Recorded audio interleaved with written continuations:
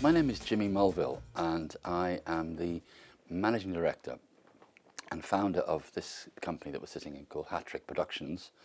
And Hat-Trick Productions was founded in 1986 and is a producer of mainly comedy and drama and some studio entertainment shows like Have I Got News For You, Whose Line Is It Anyway? We did Father Ted, Outnumbered, Derry Girls, and we have associations with other companies like with Judd Mercurio. We make dramas with him like Trigger Point. So yeah, a busy production company set up in 1986. I can't believe I'm this old.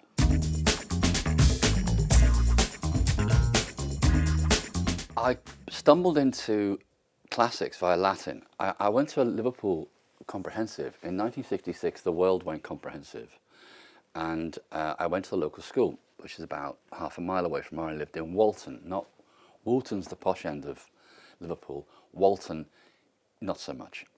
It was a lovely working class community, kind of terraced houses. We lived in a cul-de-sac, and I'd walk to school, and I was always late for school, and quite a disruptive young man, very mouthy, and didn't know what the rules were, and didn't like rules, and got into trouble, and it was bright kid, but very, very unruly. And a teacher spotted that I was been quite good at French, and he suggested that I did Latin. I did Latin for a year, and he then said, I think you, and named two other boys, three of you should do ancient Greek. And I thought, I have no idea what he's talking about. I said, what ancient Greek? And I said, well, what do I have to do to do ancient Greek? He said, well, first of all, you'd have to give up chemistry and geography. I said, fine, you had me at chemistry. So I started studying ancient Greek, and I absolutely loved it. Once I cracked the alphabet, which took a while, it felt like I was a spy. It felt like I was in some kind of secret club, that I knew the code. So I did Latin and Greek, and I did probably at the age of 16, I was doing more lessons in Latin and Greek than any other subject. So it became obvious that I was going to do those for my A-levels, and then added ancient history. And he suggested that my friend David Hughes and I, if we worked hard enough, we might apply to Cambridge.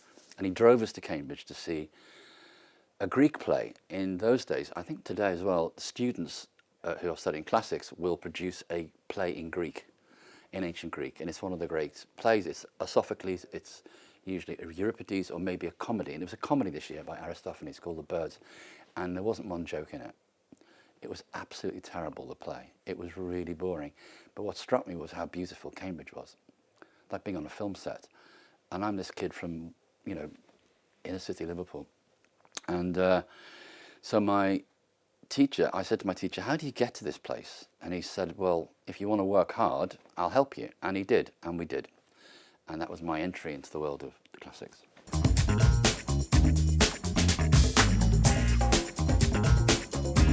My home life was quite chaotic for many reasons. My mum and dad were great, and they worked so hard, and they had me, and I was an only child, but they also were alcoholics. So it could be quite chaotic in my house. So going to my bedroom and reading about these people in the ancient world who made my mum and dad look absolutely sane and normal. There were some crazy people in the ancient world, so exciting. And the way they were written about by the historians, by Suetonius and by Tacitus, so vividly, they bring them to life. So I suppose it was about escape. I could escape into the world, but also that world made complete sense. I thought, God, these are actually, they think like me. They absolutely. And when you start reading Plato and you delve into Aristotle, these are people who are struggling about what it is to be a human being. If you're a teenager and you're struggling to know what it is to be a human being, I made a massive connection with it.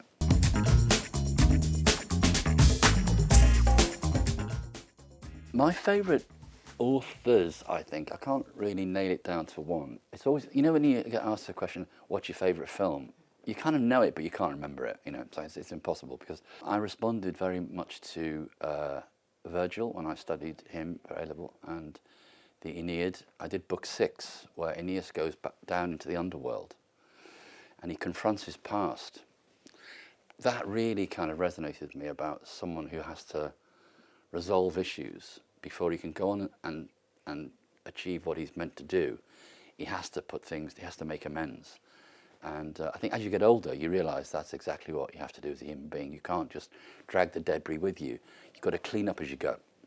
So he arrives on the shores of Carthage, not knowing where he is, and he's unsure whether he's landed in a world of barbarians, of people who may kill him, who aren't like him. And he stumbles into the temple of Juno, and he sees up on the wall some of the depictions of the war that he's just fought. And he's, oh my word, these people, they're civilized. And then he sees the quotation of the people, the description of some of the people who are suffering, that they were crying lacrimae rerum, the tears of things. It translates as the tears of things. And when I was 16, I translated it as the tears of things, which doesn't make any sense. And so I came up against that thing of something that can't be translated into your own language. And I said to my teacher, Douglas Cashin, who was this brilliant classics teacher that I was fortunate to meet, I said, what does it mean? He said, it's difficult to translate. He said, but as you get older, you'll understand it. And it's this general, the sadness of being alive, of the, that life is wonderful and also tragic sometimes in equal measure.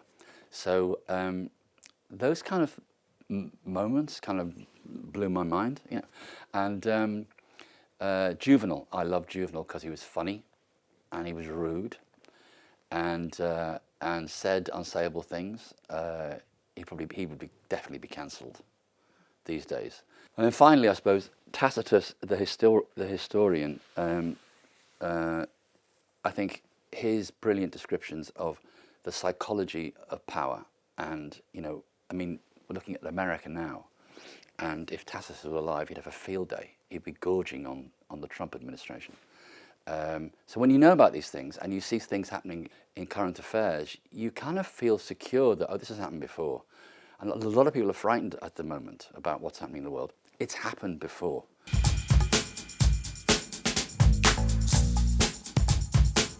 It helped to shape me. Yeah, I think it did. I think that, if you study the ancient world, ancient literature, ancient history, inevitably you become very involved in character and in stories. And, if you read Herodotus, he's a fantastic storyteller. Some of them are true.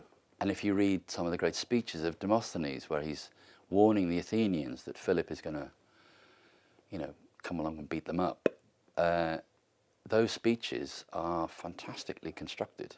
And so they help you with dialogue and character. And this is what I do for a living. I am involved in a company, and all we do is try and tell stories that people are interested in.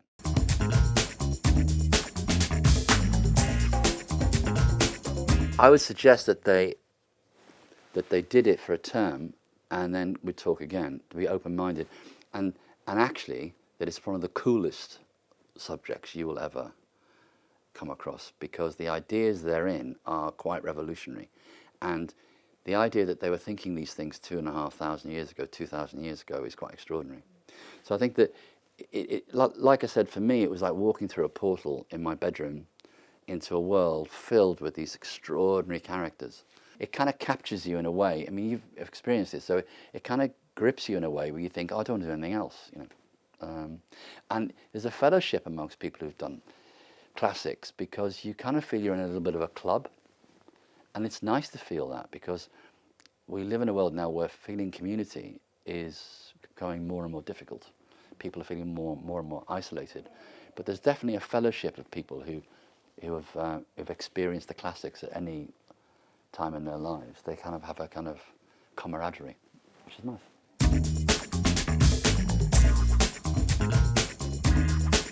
It has been a minority subject for many, many years. It's not everybody's cup of tea. So I just think that,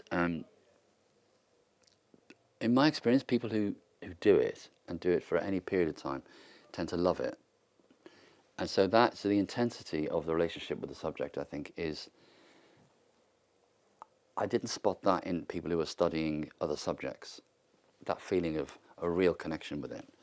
So I think as long as you've got that intensity and that kind of passion and commitment around it, and people are spreading the word, there are organisations like Classics for All and the Classical Association.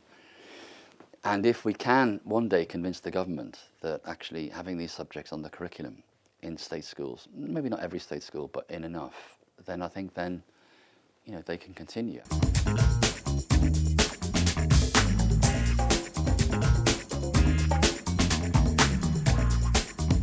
Well, I did do. It was Hattrick's very first production, and it was called Chelmsford 123. And Chelmsford 123 was imagined by my co-writer at the time was Rory McGrath, and we were setting up Hattrick, and it was our very first production with Channel 4, 1986, 87. And it imagines a scene in Rome. It's a banquet scene, and the Roman emperor is casting his eye over the senators he's invited. And one of the senators makes a joke about the emperor, which he overhears. And as a punishment, he's made governor of this province called Britannia. And no one can find it on the map. They're looking at the map of the Roman Empire, and there's that speck way in the west, this island. There it is. And then we cut to this poor, beleaguered senator in a chariot in the pouring rain, being dragged through a forest somewhere near Chelmsford, which will be his new base. We imagined that Chelmsford will be the base of the Roman. Now, when we were shooting this show, talk about art imitating real life, they discovered a Roman fort at Chelmsford. So I played the Roman governor. I was an actor in those days. I played the Roman governor, and we conflated two Roman governors. There was a Roman governor called Aulus Plautius, and there was a guy called Suetonius Paulinus. I think he was the one who roughed up Boudica. And I knew about this because I studied the Agricola for A-level, and it was written by Tacitus about his father-in-law. Agricola was quite a good governor, but he's become famous because he had probably Rome's greatest historian was his son-in-law, and he writes this very detailed monograph of his father-in-law's life. So we conflated these two, and we set it in a fictional world of Chelmsford, and his antagonist was a man called Badvock, who was a fictional British tribal leader. So it was a class comedy of the posh Roman and the kind of working class Brit, and he tries to undermine the Romans at every stage. And it was it's quite a funny show. We did 2 series. So the answer to your question is, we've done it. Been there, done that. I didn't have to even think about it.